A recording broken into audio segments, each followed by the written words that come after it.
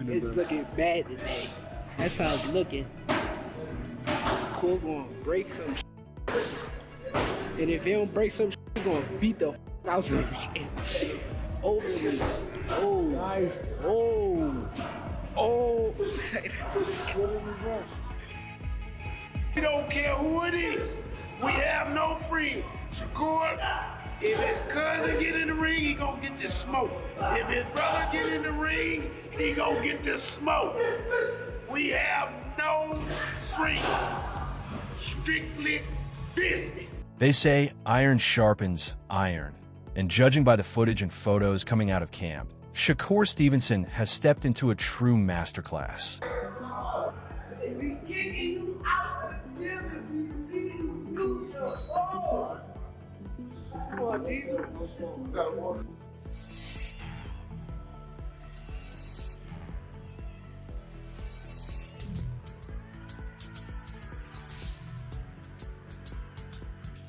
Sure. Zero. You can run. You can't hide. It's getting hot. It's getting hot up in here. Oh, he looking pretty good. He ain't at his peak yet, but he's looking good. Picture this, a low-lit gym midst snapping the steady rhythm of leather on leather. At the center of it all is Shakur Stevenson moving like a chess grandmaster, with Terence Crawford providing the kind of challenge only a proven elite can. That's the scene lighting up boxing feeds right now.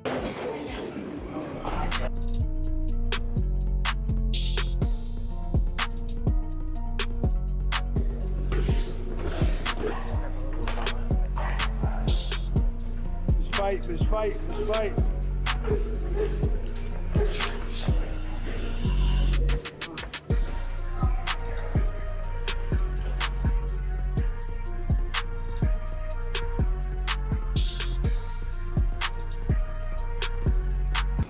Ready, bro. Firing all cylinders. Reaction time there, speed there. It's focused though. That's what got him ready. It's focused. Yeah.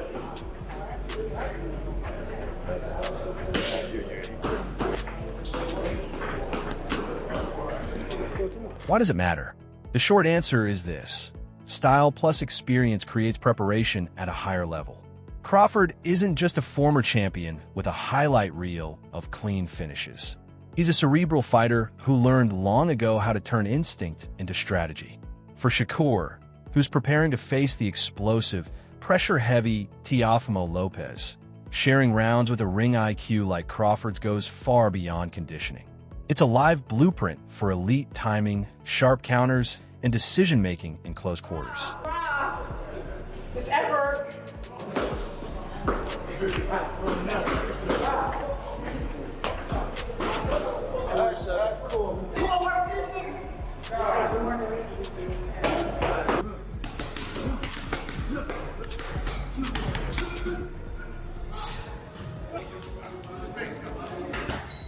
Let's get into the specifics. Shakur is a pure technician, built on slick footwork, fluid hands, and a talent for making opponents miss before they realize they're in danger. Lopez, on the other hand, brings torque, frightening one-punch power, and relentless forward pressure that makes the ring feel smaller with every step. That's where Crawford's presence in camp matters.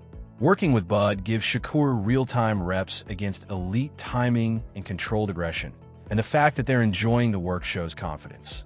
It's high-level preparation without tension, sharpening skills while keeping the atmosphere loose and focused. I don't care if it's ping pong, he gonna right, get it. Like how I'm If cheap. it's ping pong, he want the advantage in the paddles. I don't care about a paddle. You figure out how to win. I'm gonna win. Ain't no figure out. I'm gonna win. Man, I do everything, man. It ain't nothing that I can't do. Because they only see me winning, they say, oh, the reason why he winning because he's cheating. He gotta be cheating. They just can't accept the fact that I'm this great. A basketball game, if we play it, I think I'll be. You'll beat me in. You'll beat who? But So you said, How you gonna stop me from driving that? 3-on-3, you gonna pick your I'm gonna tell you right now. Hey, look. Look, okay, so, hey, Tom. So I asked him, how you gonna stop me from driving? He said, I'm gonna foul you. So we might as well don't even play, because you telling me you can't stop me right there. I'm gonna foul you if you go to the basket. Right. Training with Crawford gives Stevenson the chance to refine two skills he'll need in abundance: patience under pressure and the ability to make micro-adjustments when an opponent closes distance and forces the action. In many ways, Crawford functions as a living, breathing simulator for a dangerous, switch-hitting, ring-savvy opponent who can punish even the smallest mistake. I'm not saying I'm going to intentionally foul. But what if he foul I'm you? saying that I'm going No, to I play don't foul. I hard don't gotta foul him. to stop him. I was in Colorado training for the Cordina fight. I was working with Terence Crawford. Definitely a hell of an experience. You get that type of knowledge, that type of IQ. I look up to Bud a lot. Honestly, he one of the realest dudes that I done met. He's still a normal person in his head. Like, he don't believe that he's above everyone else. That's how I feel about myself. You see me around a lot. Don't act like you ain't seen me around them days. He said that. Bud, come on. Terrence talking, I try not to talk back. I try to just listen and Straight boom, straight shot, like right here. Boom. If you've been following boxing social feeds, you've probably already seen the clips and photos: short, intense rounds, smiles between reps, and a clear sense of mutual respect that feels less like sparring and more like mentorship. He can throw the hook because you out the way of the right hand. He like a sponge. He soak up everything that he need to soak up, put it into his arsenal, and then he make the best out of everything that he learned from everybody. Then throw it straight left to the body. at the end of the day, you don't want to feel like a know-it-all. And the people that know it all are the people that don't go very far. You gotta always be a student. You gotta always be able to learn and pick up things from this person, that person. He's a work of art. The sky is the limit with Shakur. He got the boxing skills and the ability to, do whatever he wants in the ring. And it's gonna be very hard to beat Shakur, with the skills that he possesses and the smarts that he has, and given the opportunity, I think he can pose a great threat to everybody in the division. Those images tell a story. This isn't a one-off stunt, but a calculated move to inject elite experience into Shakur's camp, preparing him for every meaningful scenario Lopez could present. Sparring isn't about chasing knockouts in practice. It's about developing muscle memory for the exact moments that will matter on fight night. What is that like? I mean, fighting Terence Crawford, sparring Terence Crawford. This guy's a beast. He can do anything, and you never know what to expect when you go in the ring with Bud. Have you ever got the best of him in sparring? I don't speak on that. I mean, I have good days. He had good days, and honestly, I appreciate him for pushing me to the level that. Now let's talk psychology. Facing someone like Lopez, who can flip momentum with a single shot, is as much a mental test as a physical one. Having Crawford involved in the preparation brings a quiet but powerful advantage. It normalizes elite-level pressure. When you can go rounds with a veteran like Bud in the gym and still stick to your game, the panic spikes that hit on fight night lose their edge. You learn how your body responds under stress, then retrain it to respond with control. Confidence at that point isn't guesswork. It's pressure rehearsed and mastered. I seem like a lot of people just counted me out. They talk bad about me. They act like I'm not this person that I've been my whole life. So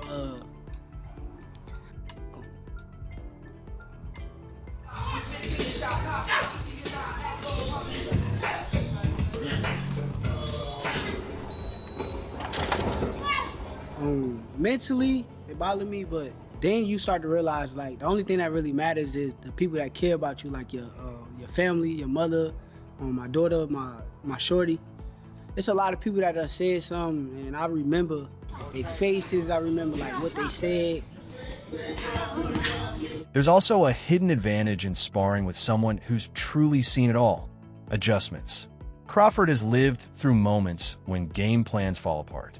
He's recalibrated mid-fight, switched stances, and figured out ways to shut down younger, hungrier opponents. For Stevenson, that experience is invaluable. It's hands-on wisdom that breaks down specifics: how to throw a move a certain way, when to dig the body counter, when to pivot instead of trade. Those small decision trees stack up, and after months of drilling, they turn from conscious choices into pure instinct.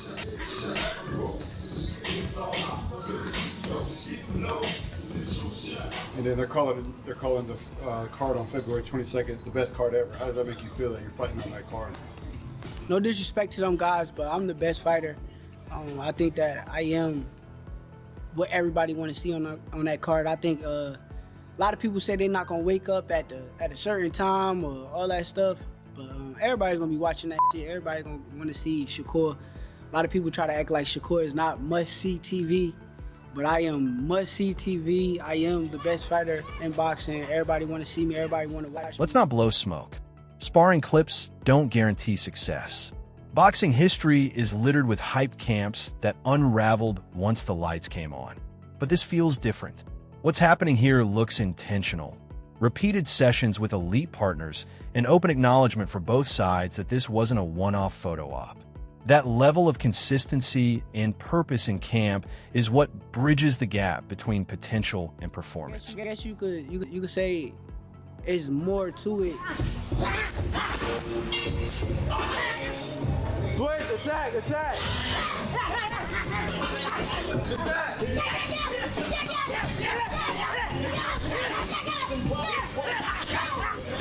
Attack, last 30 seconds. Finish throw, let's work. Last 30. Don't let it still around. Close the show, let's work. 3, 2, 1, time.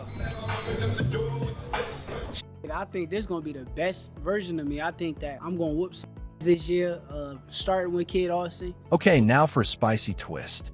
What's Teofimo Lopez thinking in all of this? Smart Money says he's watching closely and talking even closer. Lopez has never shied away from getting under an opponent's skin or publicly calling out anyone who's helping shape their preparation.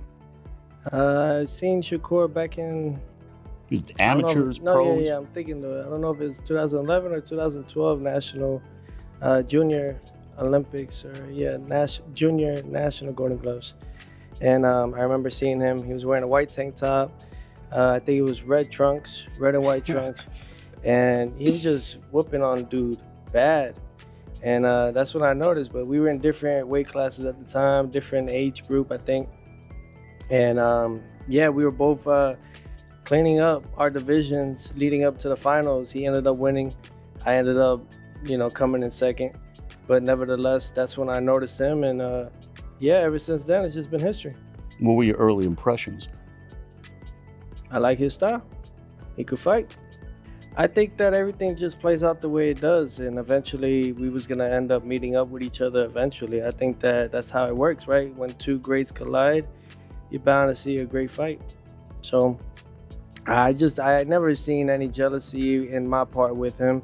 I mean, for crying out loud, he fought for Team USA. He's no stranger to smoke and mirrors when hyping fights. And you can bet his camp is dissecting every sparring clip for clues. But here's the twist.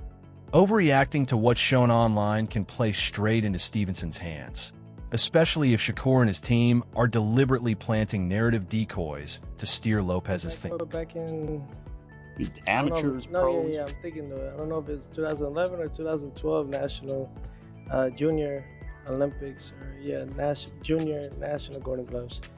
And I remember seeing him. He was wearing a white tank top. I think it was red and white trunks. And he was just whooping on dude bad. And that's what I noticed. But we were in different weight classes at the time, different age group, I think. And we were both cleaning up our divisions leading up to the finals. He ended up winning. I ended up, coming in second. But nevertheless, that's when I noticed him. And ever since then, it's just been history. What were your early impressions? I like his style. He could fight. Yeah. And what about you, Shakur? When did you first become aware of Teo? It's so crazy. I really was like I ain't gonna say I wasn't no nerd, but I was like a boxing nerd. So like when I first kind of got aware of Teo, it was probably before he even knew me. But I used to get on YouTube and I used to watch like the DMV fights, and they used to have like the Region 2, I want to say he was with Region 2 with Florida. And I seen one of his fights up there, and I kind of watched him. I thought he was a good fighter, and that's when I kind of got a first whiff of Teo. But when I finally first met him, probably was the same time you talking about. For the bulk of your careers, you were both under the same promotional banner. Were you cordial, friendly? I was good with Teo. I thought Teo was a little jealous of me. That's what I thought. Did you get a sense of that, Teo? Were you any jealousy in there? Because both of you guys were being pushed, but it seemed like to me, just from the outside looking in, that he was pushed ahead of you. For fans who love the technical side, pay attention to the tempo in those sparring clips.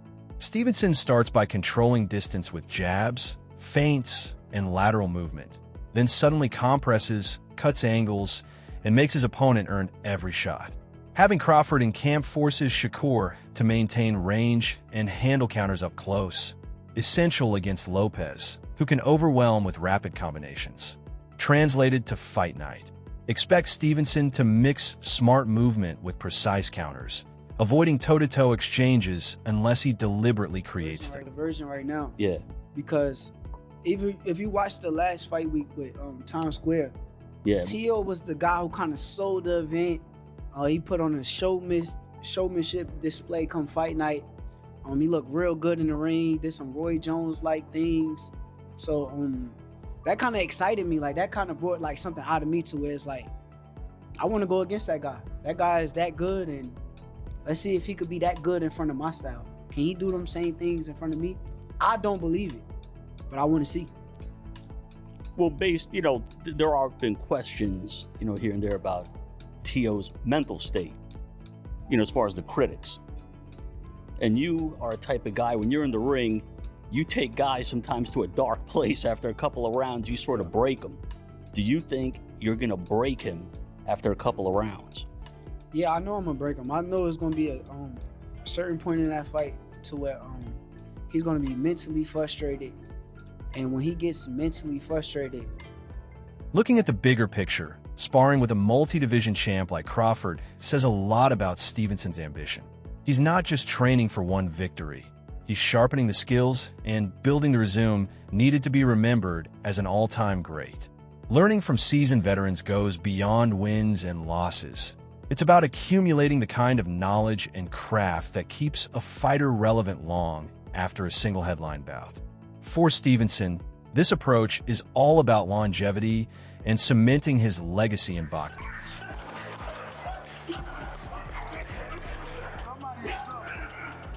Somebody in trouble. Watch it like that.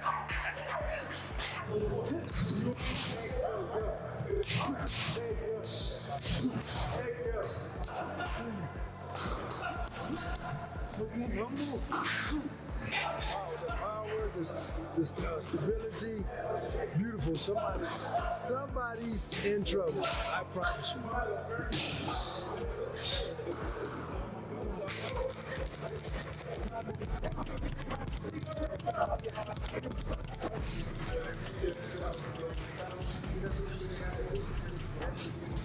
Get your ass up! Yeah, Cam is sharp, man. It looked like he ain't really miss a beat. I can tell like off his like surgery, his hand surgery, he got right back to work in the gym. Like on fight night, if all of this preparation clicks, Stevenson could be a nightmare for Lopez. Every jab, feint, and step drilled in sparring would translate into patience under fire, sharper counters, and instinctive reactions. Lopez might discover that his aggression meets a wall. Stevenson's slipping, pivoting, and turning attacks into opportunities, neutralizing power while making every forward surge costly. It's the kind of ring IQ and timing that can frustrate even the most explosive fighters.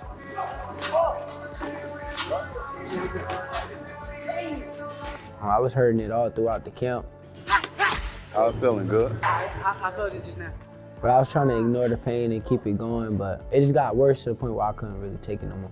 I kind of felt it after my last fight. I'm like, man, just ignore it because you're going to have to keep ignoring it every time you fight. You don't realize it until it gets like to the point where you just can't take it no more. That video, even that video that got out of me like hitting somebody with a body shot and I fell, I've been hitting it constantly over and over and over. I felt the pain badly that last time to where it's like I couldn't take it no more. Conversely, if Lopez comes out swinging and forces a firefight, it will be a true test of whether Stevenson's high-level sparring with elite fighters like Crawford has prepared him for the intensity and unpredictability of a high-stakes bout. The first exchanges will reveal if his composure, timing, and defensive instincts can withstand raw power and aggression under pressure. That believe that no one could get into their defense, no one could get into their offense, no one could actually get into their style. Stylistically, he believes he's the best. And I know I'm the best, and that's why we're getting to this point now. He wants to challenge himself. I'm here for it. I'm here to challenge myself every time. That's part of boxing. And I think that one thing we are doing here, Mr. Versace, is one thing for a fact is that we're showing all the next generation this is how you do it. You don't do it in your early 30s. You do it now. You do it when the time is right, and this is the right time. That's why we're fighting in the big room. That's why everything is on the line. That's why I'm putting everything that it's got to be. You know what I mean? He's got more to gain. I got nothing to lose. So where is that going to? Anything. It's really just the truth. It is the sport. Who wants it more? How bad you want it. And no matter what, when it all said and done, we're going to show all these other guys, no matter how much money you make in this, you got to fight them. No matter the outcome, the Crawford-Stevenson sparring sessions have already injected an extra layer of intrigue into this highly anticipated matchup. Training camps are where champions are forged, and the sparring ring is their classroom. Every drill, adjustment, and insight building toward fight night.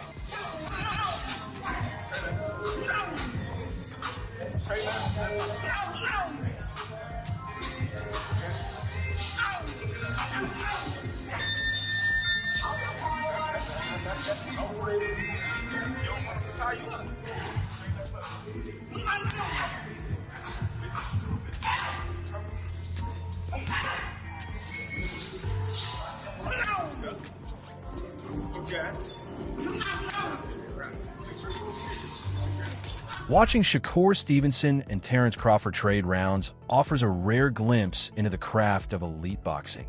How skills are taught, instincts are honed, and a fighter prepares for that one defining moment. That's it for today's video. If you enjoyed it, don't forget to leave a like, subscribe, and hit the bell icon so you never miss our upcoming content.